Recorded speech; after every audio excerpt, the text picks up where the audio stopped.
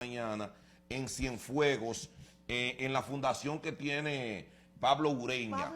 El pastor Pablo Ureña, dos nacionales haitianos con todos sus papeles, estaban a las 6:30 de la mañana esperando para entrar a la edificación a realizar un trabajo. Vinieron dos patrullas motorizadas con 4 miembros, lo viraron, como se dice popularmente, no le encontraron nada, vieron sus documentos, le metieron la mano en un bolsillo a uno de ellos y le llevaron 1.500 pesos. Ay, Dios.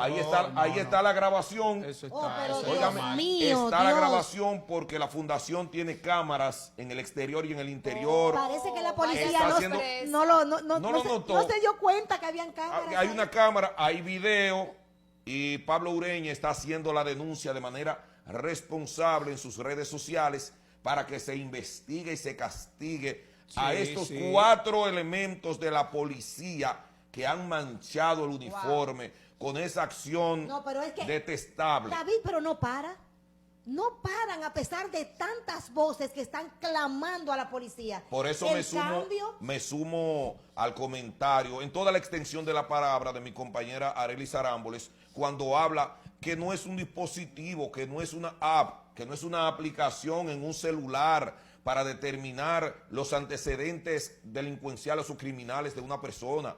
Es el capital humano que está fallando. Claro. Es valores, porque hay muchos delincuentes que los han enganchado, se han enganchado a la policía. Sí, para y poder están mancillando el uniforme.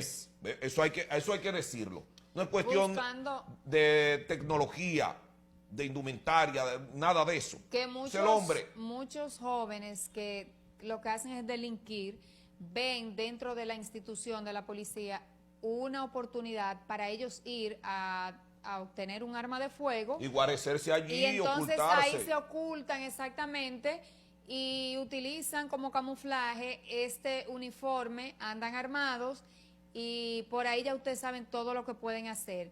El presidente dijo en estos días que él no tiene una varita mágica. Me pareció de muy mal gusto que el presidente de la República se refiera así ante un problema tan serio y tan grave como el que estamos pasando con el tema de la policía y los crímenes, los abusos.